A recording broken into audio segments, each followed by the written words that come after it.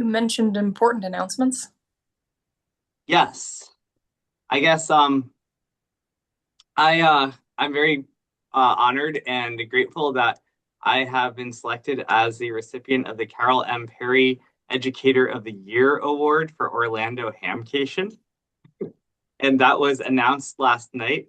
And I, and Carol left me this absolutely amazing message on my phone yesterday, and I did get to talk to her in person and or on the phone yesterday too, and so it was a big honor.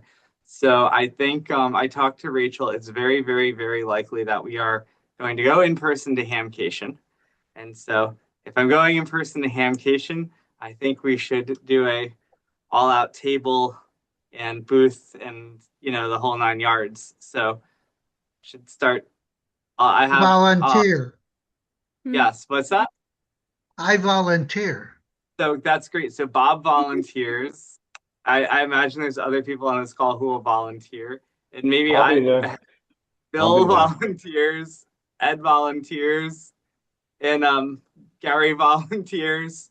And Bob Inderbitson's the keynote speaker at the banquet. So, which is also where they give the awards on Saturday night. So I think we could probably have like a really nice HamSCI table at the banquet even. So it could be a lot of fun. So I guess we have to figure out the logistics of getting a booth. We don't already have a booth reserved there, do we? Or is I that think something we may have to look for a contract. Okay, because we said that we were going to do it. I don't recall when the contracts were going out. Okay. Okay.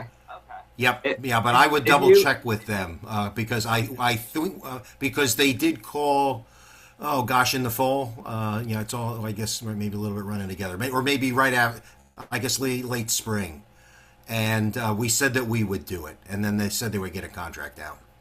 Okay, I that's can take that on. I can check with them and see where we're at because I set it up a Yeah, that couple would be years good. ago. Yeah, we did give them a verbal, and they said there was no problem, and they would get back to us.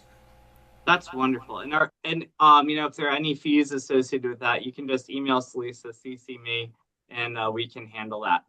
Um, and then let me know. Has there been any plans for anyone to give a talk at this thing?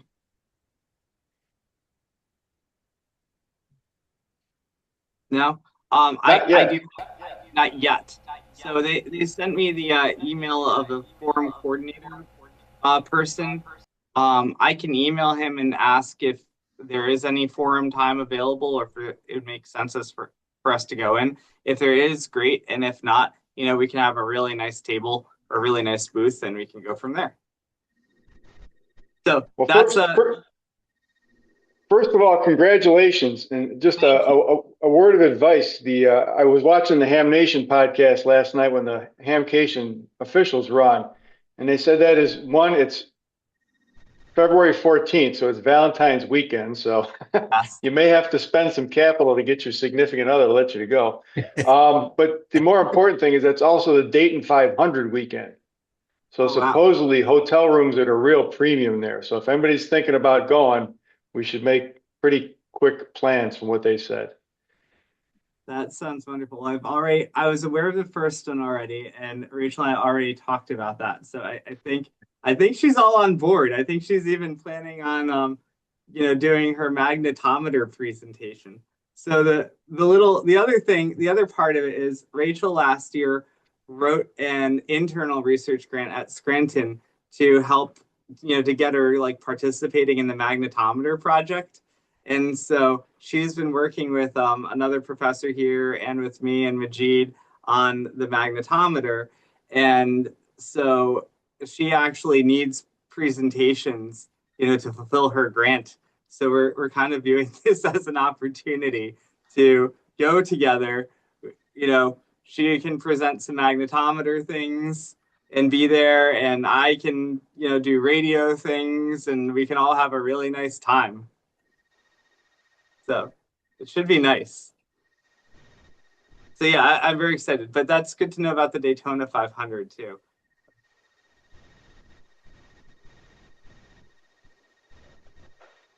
So that and Ed, I got the news release. Thank you very much. So really appreciate it. So that's my big news. And Emma has been making great progress on the documentation. But I think if there's nothing else really pressing right now, I think we should jump right into the charrette because AGU is quickly upon us. There is one pressing issue partially brought on by AGU, which is when does this meeting take its winter break? So, Is a pressing issue. yes. I cannot make next week's, just for the record. Neither can I. So I think this is the last one. I think this is the last meeting until Right. I don't know. How about do you want to do how about January 22nd? Or even what about January 29th? 2026 or 2027? 26, we got a couple things to take care of. Yeah, we do. One or two. The reason I would say until the 29th, I mean, I'll let people do whatever they want to do. I think I would like to not commit to being here until January 29th because I really have some papers that I need to make sure I clear time for. And University of Scranton classes begin on January 28th. So the 29th would fall right in line with the start of classes here. Yeah, 29th, we get my vote. Okay. I'll second that. I can't do the 22nd anyway. Sounds great. So yeah, so this will be our last hurrah before January 29th.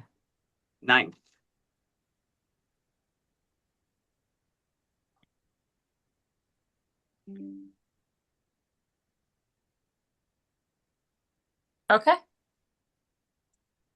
Any other urgent updates? Or anything that needs to be said before January 29th, 2026? The link will be open if anyone needs it. So yeah, if you feel like you want to hop on and talk to someone, you're welcome to use the link while we still have our Zoom subscription. I guess Onto the we charrette, should just then. do a reminder. We're just saving the date again for the workshop. So, What's that, Ed? yeah, in terms of saving the date for the workshop in March. Oh yes, don't forget the HamSCI workshop is March 14th and 15th. That's Saturday and Sunday in Newington, Connecticut at the League. Yeah, yeah. I spoke with Bob last night because we had a PR committee meeting, and he says there's a half page on it in next month's QST. So it splits the page with the Huntsville Ham Fest. So there is a reminder in there. That's awesome. Wow, we're like right next to Huntsville Ham Fest in there. That's Yeah, but, big. yeah. He split the page up. It's a good looking ad. So Is that Thank you. posted on the website yet? no, not yet, not yet. Yeah, there was a PR committee meeting last night. So. Okay. What were the dates one more time? March 14th and 15th. I think it actually is on the website. Yeah. No, Rachel, I was thinking of ARL, but no. I haven't put anything up yet. There is a page. I just didn't announce it. I was waiting for maybe now's the time to do it. I'll put it in the chat. Yeah, I think we can announce it, and I think we can put the little banner in the front cycle of images and all that stuff. Okay, I'll take care of that. I was waiting for you to give the word. Thank you. You have the word. Do we have a theme yet? Yes, take a We do. look at this page, and you'll see it. Let's see, that should work. I hope. Discovering science through amateur radio. Sounds good. The abstract submission, should we open that up too now? We've got the form and everything. Yeah, go for it. Okay, I think you had a due date of January 20th in your form, so I'll go with that. Yeah. That due date almost always gets pushed back as we get closer, but we'll start telling people January 20th, and then as we get closer, we can extend it as necessary. Aye, Captain. But this will be great having this all set going into AGU, because then we can do some nice little advertisements at the MacGyver session and all of that.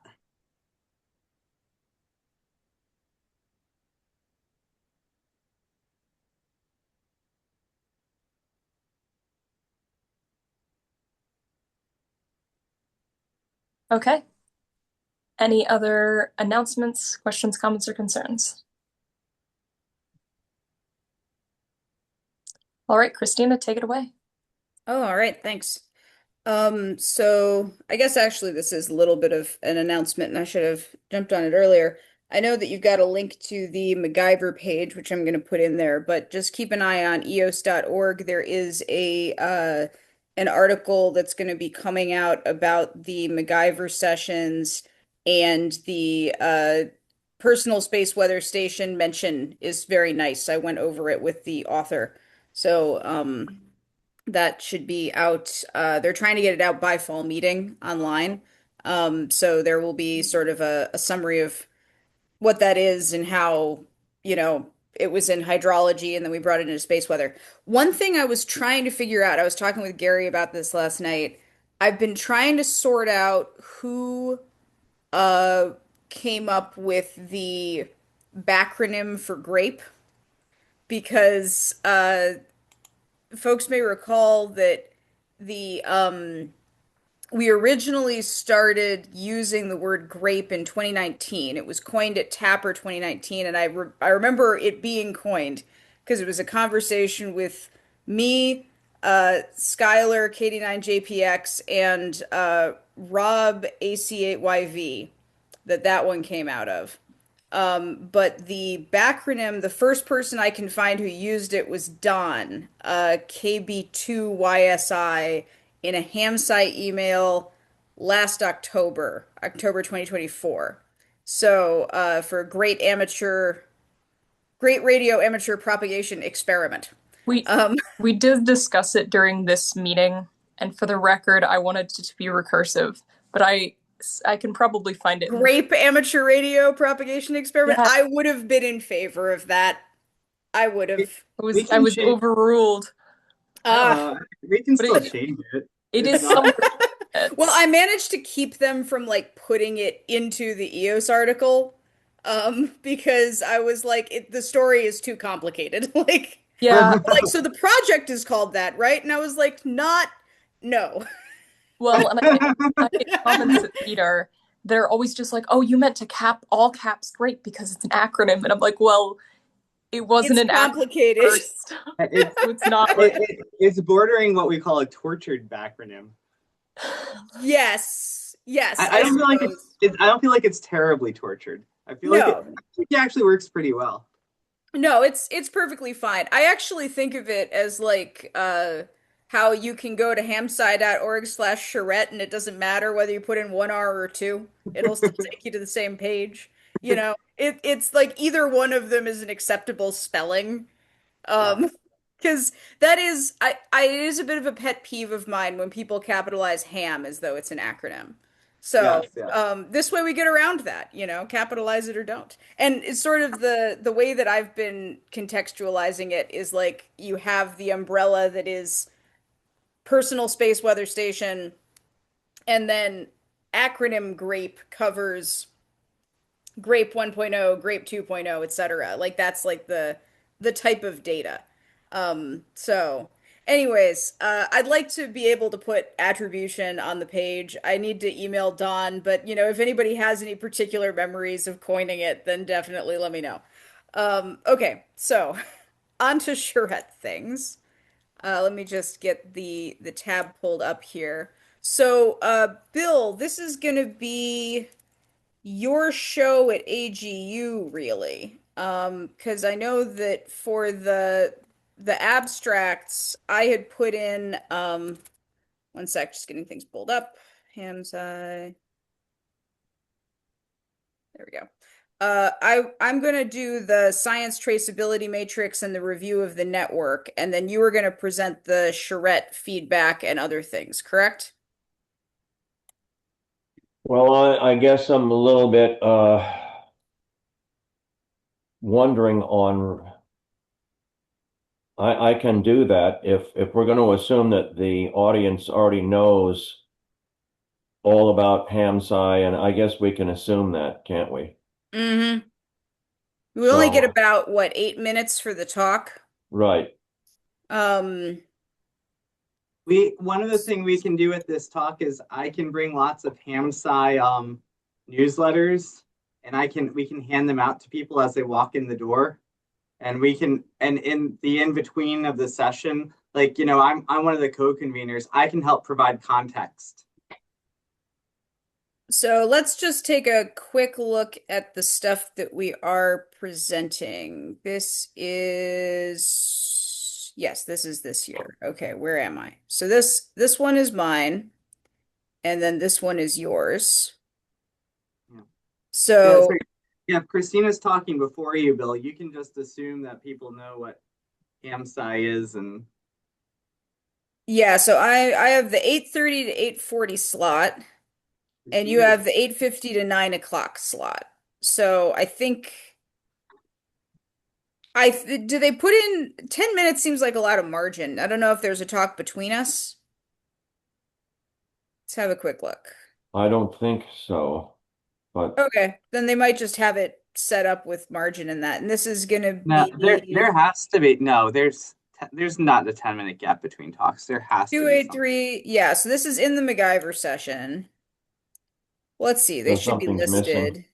Okay, here we go. Here we go. So we've got okay, I'm leading it off, no pressure. And then we've got Paul Elliott on novel radio instruments and accessories to support HamSCI PSWS.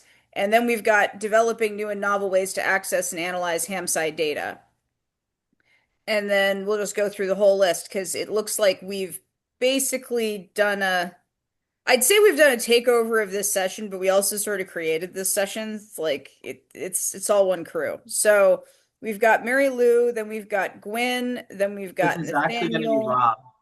Rob's and actually presenting. then sort of there's the Space Weather Underground and Aurora and all the non-HamSCI stuff kicks off at 9:30. So that's the context in which this is going to be. So let's just take a moment and read through each of these abstracts because I think this is going to be our best chance as a group to make sure all this fits together. So, I kind of dropped the ball a little bit on coordinating with you when we wrote these, Bill, because you had submitted yours, and then I was like, really ought to submit something. So I wrote something up, and Nathaniel was like, this looks a lot like Bill's. So I tweaked it to make sure that we've got like, some overlap, but also some stuff that is not overlapping at all. Okay, things we all know, things we all know, things we all know. Here's sort of the actual piece of it. Significant hardware deployment and database improvements to the network have been accomplished in 2025, and additional upgrades are planned in 2026. We present a science traceability matrix for this evolving system and discuss science questions which PSWS data is being used to investigate. This presentation serves as part of an ongoing record of this multi-year science initiative. So as you can probably tell from the way that I've written this abstract, make it a little bit bigger so people can read it, my goal is to make it so that I can just swap the years out in future years and add maybe one or two sentences and just kind of keep giving updates at this AGU session. So I've got the science traceability matrix. Then we've got Paul Elliott's talk, and this is going to be specific to the different hardware. So let's see. Many cases, COTS equipment has been used. Project has brought to light a number of unique technical requirements that necessitate novel designs. So this is going to be optimized RF filters and preamps, 9-plexer filter combiner, frequency stabilization, whisper sound, etc. He's going to do all of this in 10 minutes. More power to him. All right, so and then things we all know. Systems are designed to be useful to amateur radio operators and professional space scientists alike for the purpose of studying the ionosphere and coupled geospace system, as well as providing operational data to support radio communications. Scientific data are reported to a central database. We now plan new features and significant upgrades to the system. We present the results of the recent HamSCI PSWS website and database design charrette, which was used to identify and prioritize new features to be implemented. We will present a proposed timeline for implementation of these new features, which includes programmatic access to online data, a method for controlling PSWS station operational modes, and novel visualization and analysis techniques. So that's a pretty good outline right there for like a 10-minute, here's what we're up to. as far as the output of this, one thing that is not uh represented in this sort of view that we put together, I think we at least hide that. One thing that's not sort of represented in this view that we put together is I tried to do a little bit of user data gathering. If we go to here and we say, and Nathaniel, I know somebody added a few more since. But yeah, so there's a number of different users on here, and basically we were using this as almost like a collective, notebook. There's all of these other fields, right? Like select all that apply to you, which methods do you plan to use? And there is sort of this analysis tab in the web form, but I think probably that several of us, at least I know I did this. I submitted things and sometimes I was fastidious about filling that out and sometimes I was not. So there was a relatively small group that really submitted feedback, and I don't think that there's like anything meaningful that we can do with the statistics on these. But I tried. So just so that that's on your radar as like a thing. Um, and then these I mean, are go back to that for a minute, Christina. sorry, go ahead. Can you go back to that other tab for a minute? Yeah, yeah. I think, if you just screenshot that first table there, please select all that apply to you, amateur radio operator, citizen scientist, professional scientist. The very first table all the way to the left, if you just screenshot that and stick it in your talk or in one of the talks, that might say something. Yeah. Let's see. Can It I? also may not be worth it, being that it's like we only have a 10-minute talk, but you could stick it as a backup slide in case someone asks. Yeah, that's true. Yeah. Yeah, maybe just like screenshot all of these, send them to Bill, and just have them as backup slides.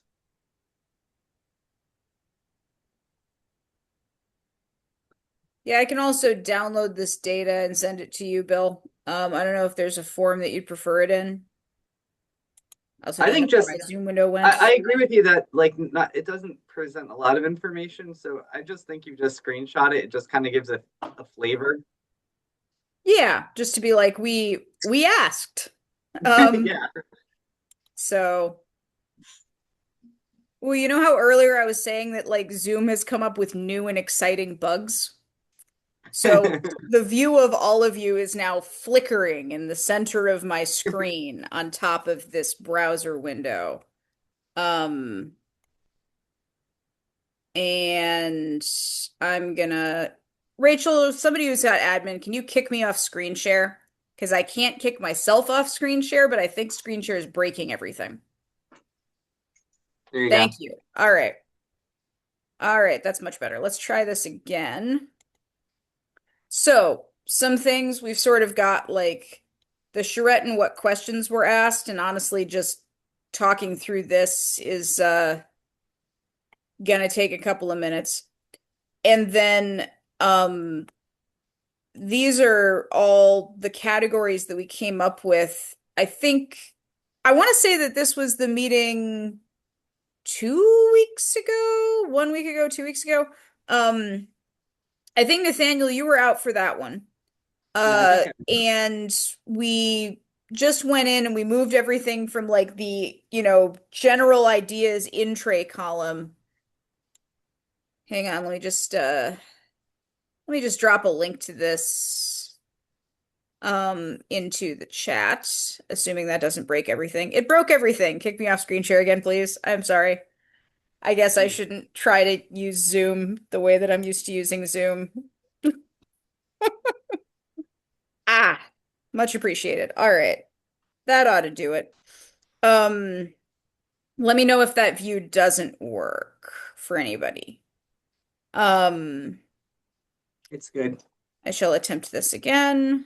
Da da da da da. Okay. Yeah, so I would say we've sort of got these these different categories that everything's kind of gone into, and probably the ones to focus most on in the AGU talk are going to be these two on the left. Um, although there's some things we could say about the ones on the right. Uh, yeah, how do you want to proceed, Bill? Do you want me to throw some of this stuff into slides and send it to you? Do you want to have another meeting outside of it? Should we start working on something in Google Slides right now? What's your preferred workflow? Well, you know what? How about this? The first thing you said, send me a summary of it and then let me review that. And then maybe we'll set up a side conference to talk through it. That sounds good. I think that'll probably be most effective for the group. Because there's few things more boring than watching somebody else draw up a PowerPoint presentation. Right. It's like all the worst parts of watching somebody give one, you know? So anyways, but yeah, we've got the information and I think we can feel good about that. And then this will also be a good opportunity for us to figure out like our uh road mapping type things and make sure that's all on one page. Because I know you've got a lot of stuff in the agile format that I should probably review. And I don't know if you wanted to like how we want to work through that. So I'll put these into some PowerPoint slides and I'll send those to you and maybe we can schedule some time between now and AGU to go over them. Right. That'd be a good start. All right. I think that's all I've got for this right now. Any other questions on the charrette?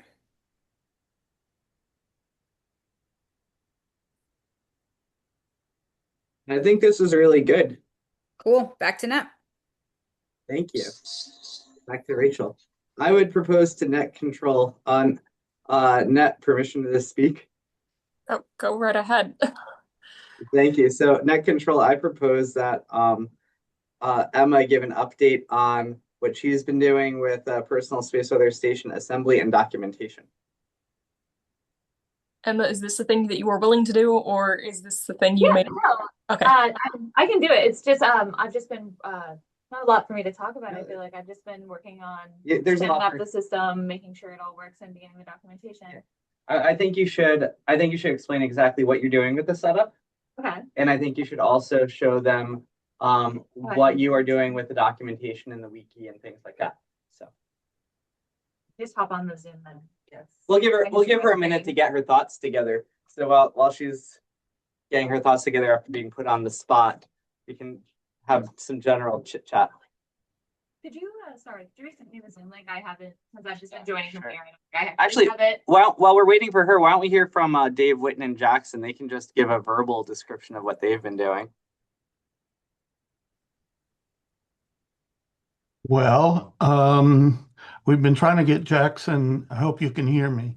Yep. We've been trying to get Jackson set up to with the current configuration of magnetometer and a B-link to work on a dash, a dashboard sort of display of something closer to real-time data from the magnetometers for various purposes, both for this project and for academic, for teaching purposes and other things at the same time. And that's using the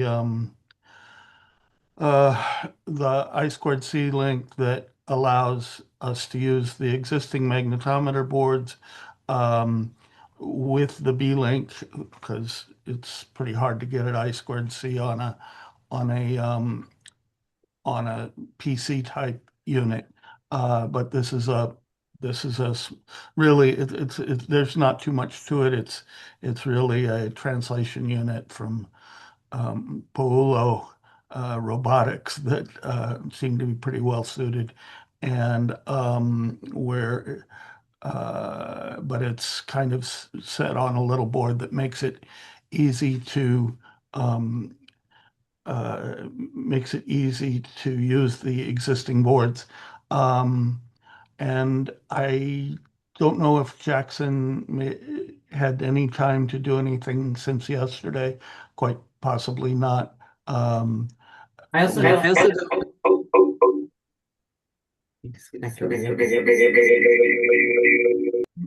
Something a little bit reverberant about all that. No, Also, I I don't think this group, Jackson, have you been introduced to this group yet? No, I have not. Okay, I'd like to introduce Jackson Conti. He is Hello. Jackson, tell us about yourself. Yeah, so I am a junior computer science major and data science major at the University of Scranton. And I'm working on the magnetometer dash, and I'm very excited to be here. Yes, he came to me a few weeks ago saying that JP Fox recommended, he says looking for a research project, and JP Fox recommended he come to me. And I said, I got a project for you? And I introduced him to Dave Witten, and they've been off and running. Mm-hmm. Yeah, the main thing right now is just getting the hardware set up. I tried to do a little bit with the B-Link yesterday, but I did not have a lot of luck in terms of wiping it clean, unless the guide I was looking at is wrong. But I can try doing a little bit more. I got time today and tomorrow as well to, fiddle around and get things set up. But once the hardware is set up, we can get the actual project done. Jackson, Emma, have you had luck with using that little USB drive I gave to you? Yeah. Yeah. So Emma has a USB drive that will help you install Ubuntu 22.0 or 24.04 on there. And so she can just give you that. I was going to try and install Debian Trixie on the B-Link per Dave Witten's recommendation. Okay, that works. Yeah, it's just I need to actually wipe the system clean because it keeps booting from the hard disk, and I don't know how to. It should not be doing that. Okay. It shouldn't make any difference whether you use Debian or Ubuntu, but actually one of the reasons I poked my nose in here this morning was to try to find out which way the winds were blowing for future deployments and what people were thinking. I'm a little out of touch, so. The Windows installs the Windows bootloader, and it kind of overwrites everything, overcomes. So you get into the boot menu on the B-Link by hitting the Del key, and it is only a very small window to do that. Then you can select it, and only some USB sticks are recognized by the BIOS. So if you're not presented with the USB thumb drive as an option, then you need to try a different thumb drive model. Yes. So I have Debian. Go ahead, Nate. I don't want to get too much into the weeds here. Yeah. But I want to say that Emma has been doing this. You've been successfully wiping clean other B-Links. I have only used the one that was fresh out of the box, so I have not had to wipe it. But you installed Ubuntu on it, right? Yes. Yes. Okay. So Emma has experience with these particular B-Links, and I know that the flash drive that we have works. Yeah. So if you can go see her, and she might be able to give you some tips on how to get that timing just right. Also, the flash drive that she has, it has something called Ventoy on it, so you can load multiple ISOs onto the same flash drive, and then you can select which ISO you want to use at boot time. Yeah, because I have Debian installed on a flash drive of mine, and the BIOS recognizes that, but it's just when I go to select it, it continues booting up Ubuntu for some reason. Yeah. You have to be really fast on the delete key. It's like a 1 second window. So basically, as soon as you see the thing, you start wailing on it. And you should get it to the BIOS. I've done 5 of them, so I understand what you're up against. Yeah, sometimes you have to set the BIOS to recognize the USB stick as in PMAP mode. Yeah. And set it as the primary boot, the first in the boot order. So I think this is all good. So yes, Jackson, I do have confidence you'll be able to figure this out, or these people will help you. So yeah, Jackson and Dave are working on a dashboard project. Michael Howen, are you there? I know you were there a minute ago.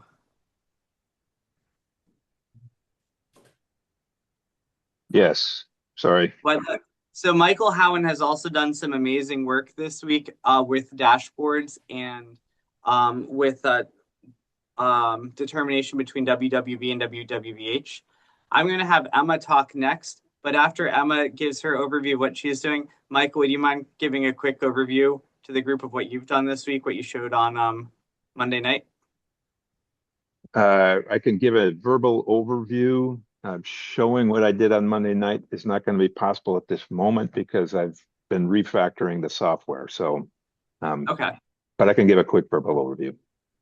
Sure. Okay, great. Well, since you're just going to do a quick verbal overview, why don't you say it really quickly and then we'll go on to Emma. Okay, well, in a nutshell, what I've been trying to do is excise the grape function that for the 888s and B-Link that currently has existed under the aegis of the whole Whisper Daemon software suite that Rob develops. This helps simplify Whisper Daemon, and so what I've done in that regard then is create a Python module to talk with Radio Daemon, and then some analytics to look at the timing and to produce a digital RF file for upload to the Personal Space Weather Station, and to do some WWV and WWVH discrimination. The WWV and VH discrimination is relatively limited just due to some of the ways WWV and WWVH work, but it is possible to develop some discrimination based on unique features in each broadcast on the 4 channels that they share, 2.5, 5, 10, and 15 megahertz. The other part that's still under development, and the reason for the refactoring I mentioned, is I'm hopeful, based on some of the recent things that I've been working on, that I can use the content of the payload, namely the stuff that comes from WWV, CHU, and WWVH, to actually achieve sub-millisecond timing and thereby enable really accurate time stamping of WWV recordings up to Personal Space Weather Station, as well as Whisper recordings, and even characterize the stability of the GPSDO. So this is, I'm kind of on the cusp of being excited. I'm expecting there'll be some technical snafus along the way, but I'm hopeful that that is going to improve our ability, even without developing some more formal time of arrival and timing modes that we've been talking about developing in future.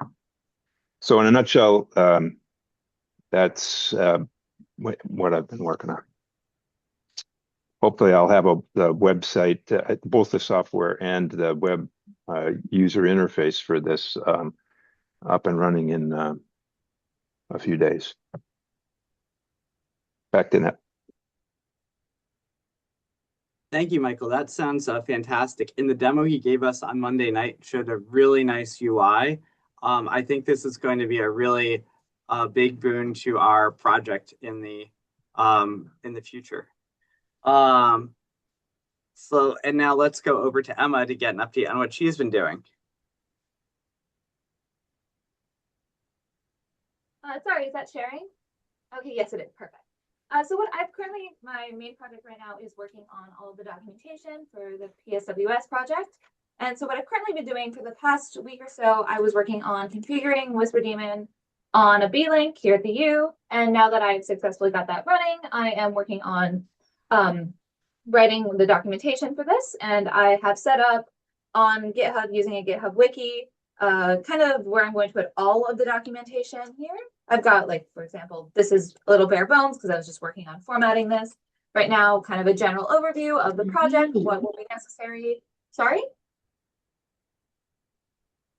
I think someone just needs. My apologies. Sorry.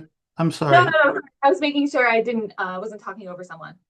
Just we're putting some contact information and then breaking down for each of the elements of the personal space weather station.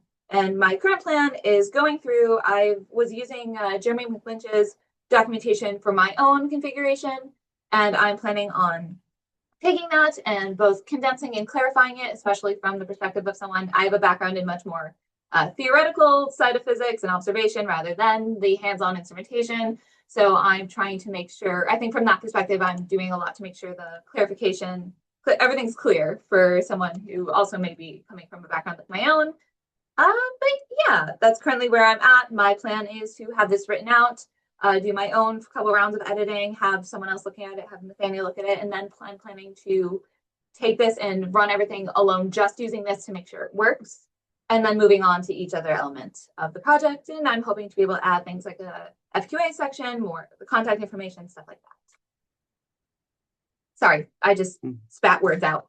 And to answer Christina's question in the chat, yes, we should definitely get you an ARCH 888.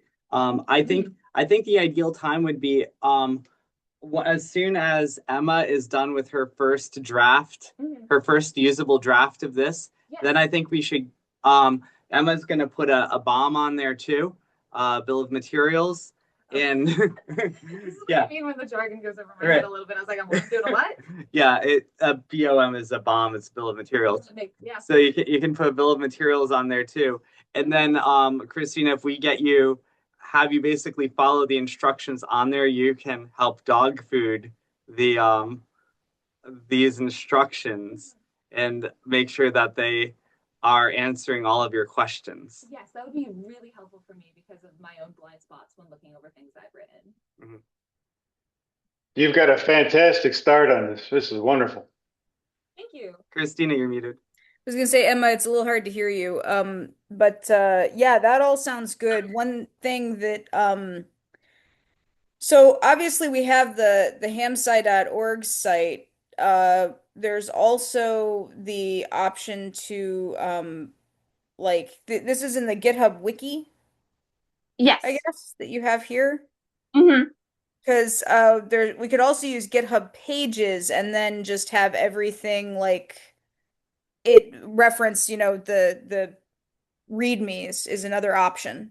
But there's a few different ways to go. I mean, it's just there's kind of we've got a lot of different documentation pages, and one of the things for this year is going to be getting them at least referenceable from one central place. So I guess that might be a thing to talk about more of where we should put stuff. Like this all looks good. I just don't know if where we want to keep it. And that's actually a discussion we were having yesterday because I was thinking before Emma came, I was saying, oh, we should do this on GitHub and we should put it and read the docs. And then she came to me, she's like, maybe we should use Wiki. So I think we can actually, maybe not today, but I think we should definitely dedicate some time talking about how we want to have this structured. I can tell you some reasons I don't want to put it on the HamSCI website directly. One is the HamSCI website really has very limited ways for us. We basically, if I add anyone as an editor to the HamSCI website, they have full access. And I want, we can't do that. So I want a system where we can add collaborators that can edit, specific parts of the documentation that are relevant to them and maintain a little bit more control access. So that's one reason. Number two, one of the things that's nice about GitHub is that you can, if someone wanted to get a copy of this on their local machine, they can just clone the wiki or the GitHub repo locally, and then they have an entire copy of the whole thing on their own machine, which again is not possible with like the HamSCI website. So those are some of the reasons that, and then this also speaks Markdown, which I think is a little easier to deal with than HTML. So those are all reasons that I've been pushing in this particular direction, and also having it under the HamSCI GitHub organization. But those are reasons I've been pushing for this versus having it on the HamSCI website. That all sounds really good to me. So definitely we if we should not put it on the HamSCI website. We should go through GitHub. That sounds like a first definite step. I'll have to check out the GitHub wiki because I've been dimly aware that it exists, but I've never actually used it for things. Let's see. I'll note that if anybody wants to see what GitHub Pages looks like, let's see. Creates sessions.github.io. So, I know some people on here have probably used it already, but I mentioned earlier there's like the MacGyversessions.github.io page. So if you click on that, the link to like the github.com/MacGyversessions, having your org name.github.io as a repository creates like the central website. But then the other thing that it does, that is kind of nice is here's another good example. I will drop this in. Actually, yeah, I'll just put this in here. Let's see. So you can see that there's a separate repository, MacGyver-bib. And then if I go to MacGyversessions.github.io/MacGyver-bib, you will see that it just shows the README for that repository. So you can turn pages on for individual repositories, and then any repository in the HamSCI GitHub that we turn pages on for would simply be referenceable through hamsci.github.io. And it would just, all of the READMEs would just show up in that way. And of course, Read the Docs will do something similar. And you can have both. But this, I think this might be a good way to have all of the documentation. And yeah, I'll have to look at the wiki. This is interesting as well. But in general, having it through GitHub sounds great, and we should talk about our overall strategy for that. Because then, like you said, we'll be able to see who made edits and when as well. And that'll make everything very centralized. So, do you want me to set up just the ability to do GitHub pages at hamsci.github.io, and then we can just like play around with it? It sounds good to me. Okay. And Christina, you and Emma can set up a separate Zoom to hash out some of these ideas on your own. Because I think sounds great. You two should be working closely together with each other anyway. So that'd be a good thing to kind of kick things off with. Yeah. All right. My vision for the hamsci.org website as it is right now is basically I want to continue. I think it's good to have it continue to be kind of the front face of HamSCI, but that website I think is going to be more news and like general overview, and then and maybe even instructions for things like the Meteor Scatter QSO party and stuff like that. But then technical documentation I think is better served on a platform like some GitHub platform or something like that. Sounds great.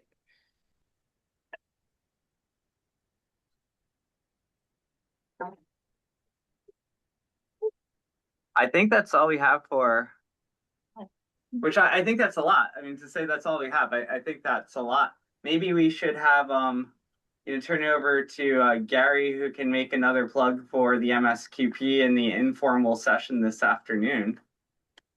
Yeah, great. Thanks, Nathaniel. Yes, December 12th and 13th, the 48-hour period. We'd love folks to be number one, setting up their systems, listening on 6 meters, listening on 10 meters, MSK 144. Send your spots to PSK Reporter.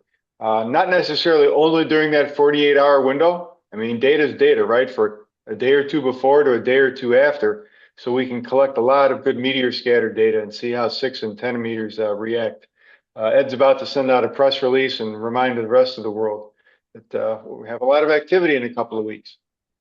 Also this afternoon, yes, the Ham Science, there's on our informal net, so-called this afternoon, and Bob Gerzoff, WK2Y, will be talking about artificial intelligence and some of the ways he's used it in his research using Python and other things. Bob's always looking at statistical applications and Whisper and that sort of thing. So I hope that'll be pretty interesting today. Thanks, Nathaniel. You're welcome. And then also, you should plug next week's meeting as well, because you have another special invited guest at 4 p.m. Eastern next week, right? Actually, if I could, I'd like maybe Mary Lou could say something about Dave Heisel, because you know him. You've got the Cornell connection, and I think Mary Lou could do a better job than I. That sounds great. Whoops.